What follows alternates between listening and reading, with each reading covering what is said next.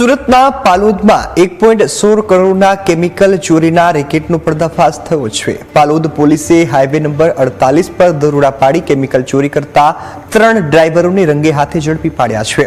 ટેન્કરમાંથી 600 litre ટ્યુએલ chemical, 2 tanker, tempo અને pipe સહિતનો મુદ્દામાલ જપ્ત કરાયો છે। પોલીસે 3 આરોપીઓની ધરપકડ કરી છે, જ્યારે મુખ્ય સૂત્રધાર સુરેશ ચંદ્ર ખટકીને વોન્ટેડ જાહેર કરી શોધખોળ શરૂ કરી છે। તો કેમિકલ ચોરીનું નેટવર્ક કેટલા સમયથી ચાલતું હતું તે અંગે પોલીસે તપાસ હાથ ધરી।